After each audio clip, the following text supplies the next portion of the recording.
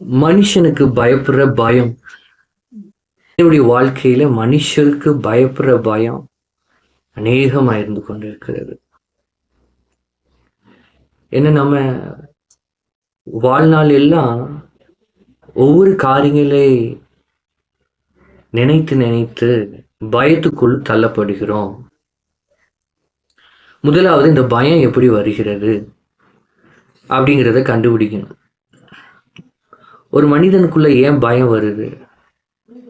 எதற்காக பயம் வருகிறது? ஏன் பயம் வருதுன்னா, நாம் முதலாவது ஏதோ ஒரு தவறுகளோ செய்யும்போது, அல்லது ஒரு காரியங்களை நம்ம மாட்டிக்கொள்வதினாலே வருகிற தவறு. இல்லை என்றால் நம்ம வாழ்க்கையில சில பிரச்சனையை கண்டு கொண்டே இருப்பதினால வருகிற பயம், சில பாதிப்புகளை நம்ம பார்த்து கொண்டே இருக்கிறதுனால வருகிற பயம், சில சூழ்நிலையை நம்ம கடந்து வந்திருப்போம் அதனால வருகிற பயம். ஒருவேளை இல்ல பயம் உள்ளவர்களும் இதுல பார்க்கலாம், பயம் இல்லாதவர்களும் பார்த்து கொண்டு இருக்கலாம். இல்ல பயம் உள்ளவர்களாக இருந்தாலும் சரி, இல்லாதவர்களாலும் சரி, 2 பேருமே இது தெரிந்து கொள்ள வேண்டியது அவசியம்.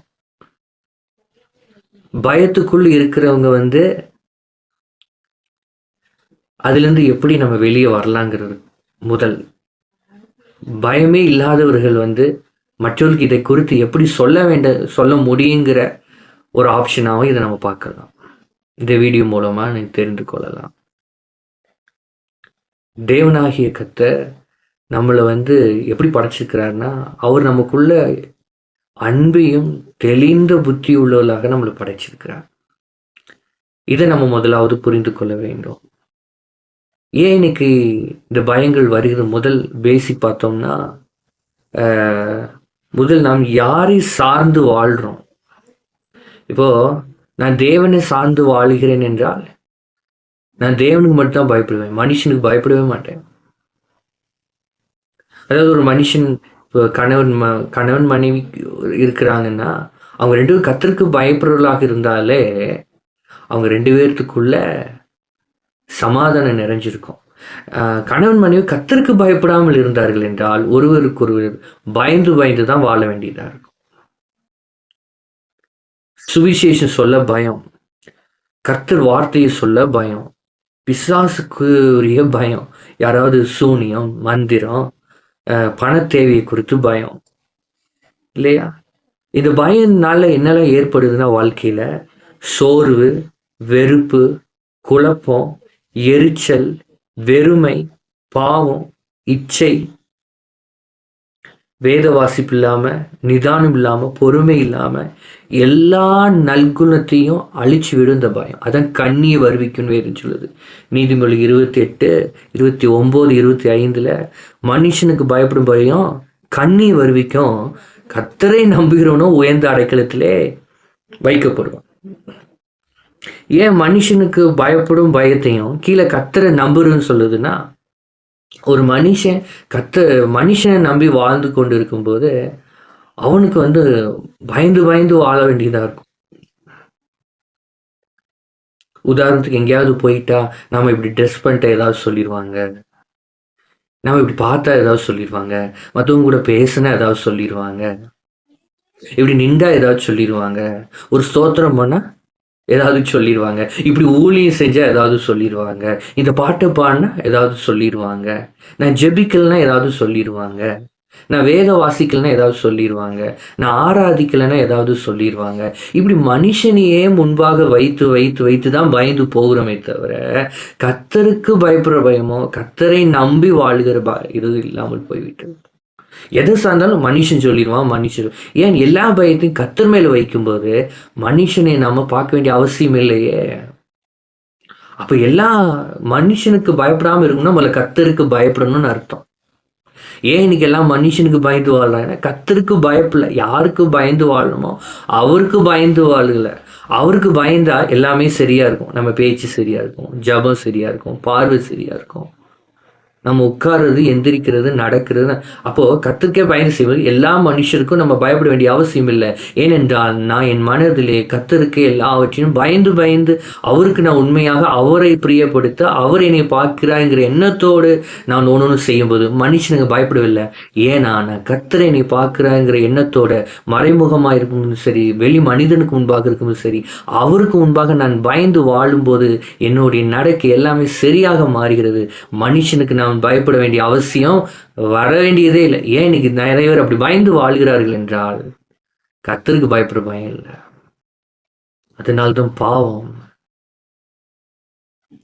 சின்ன சின்ன காரியங்கள் கூட ஏன் பயப்படுறோம்னா கர்த்தருக்கு பயப்படாதனாலதான் பிசாசா நம்மளை பயன்படுத்தி வாழ வைக்கிறான்.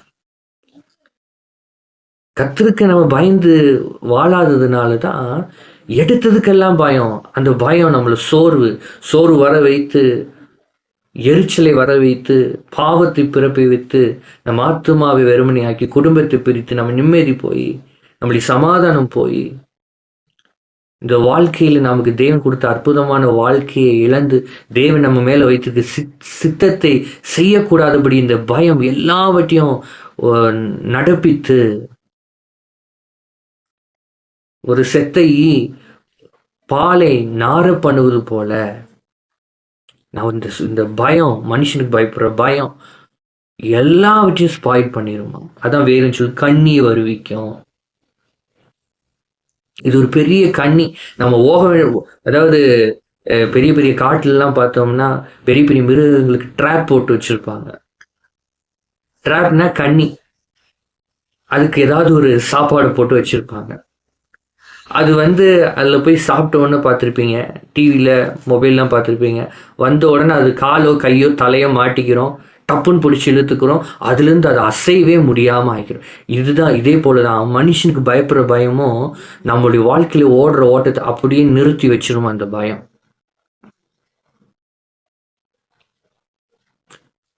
மனுஷன் நம்ம இன்னைக்கு பார்த்தீங்களா, நிறைய வீடியோஸ் இதெல்லாம் நம்ம பார்க்குறோம் இல்லையா. பண ஆசை கடந்த வாரம் பார்த்தோம். இப்போ என்ன, இந்த மாதிரி ட்ராப்ல விழுந்துடுறாங்க.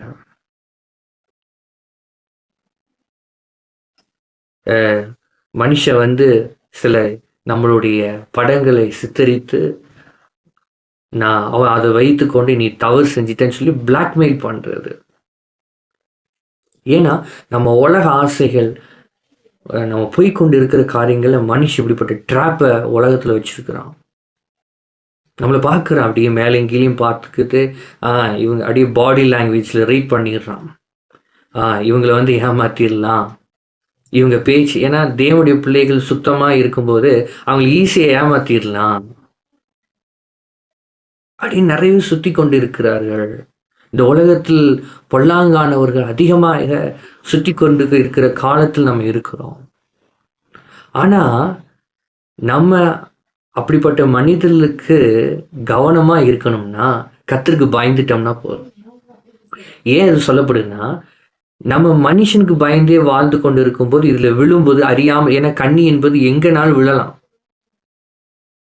அதாவது நீதிமான்களுக்கும் கண்ணி பிசாசு வச்சுட்டு தான் இருப்பான், மனுஷன் வச்சுட்டு இருப்பான், பொல்லாங்கானவனுக்கும் வச்சுட்டு தான் இருப்பான். யோபு என்பது நீதிமான், அவனுக்கு பிசாசன் கண்ணி வச்சான், ஆனால் அதுல அவரு மாட்டிக்கொண்டார். ஆனா என்னன்னா, அவர் கர்த்தருக்கு பயந்ததுனால அதுல இருந்து ஆண்டு தப்பிச்சிட்டாரு. ஆனா கர்த்தருக்கு பயப்படாதவன் இந்த உலகத்து வாழ அவனுக்கும் கண்ணி வரும்.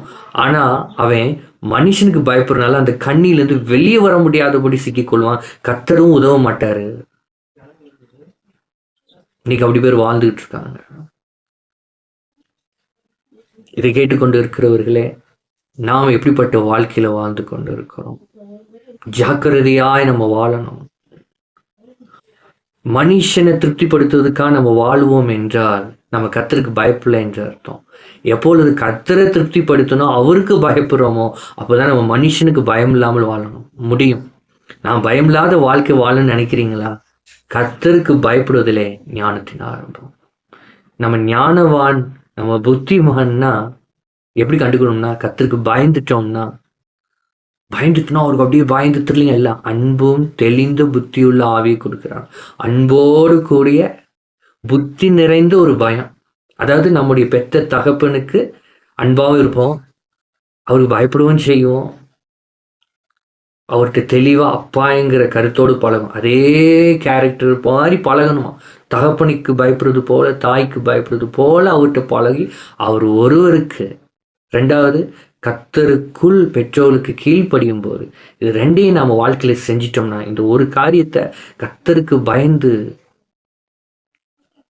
ஏதோ அவர் ஆண்டவர் அழிச்சிருவாருங்க, ஆண்டவர் நம்மள நரகத்தில் தள்ளிருவாருங்க அப்படிங்கிற ஒரு பயத்தை மட்டுமே காட்டி நான் சொல்ல விரும்பல. ஆனா நம்ம பயப்படாம வாழணும்னா கர்த்தருக்கு உண்மையாக பயந்து அவர் கூட அன்போடு கூடிய தெளிவோடு பயத்தோடு நம்ம வாழுவோம் என்றால், இப்படிப்பட்ட மனுஷனுக்கு பயந்து மற்றும் நான் சொல்லப்பட்ட சோர்வு, அசதிகள், குழப்பம் இதெல்லாம் தப்பித்துக்கொள்ளலாம். ஒரு தெளிவுள்ள வாழ முடியும். கர்த்தர் தாமே உங்களை இதிலிருந்து மீட்டு காப்பாராக. இந்த வார்த்தை உங்களுக்கு பிரயோஜனமா இருக்கு என்று நம்புகிறேன். God bless you.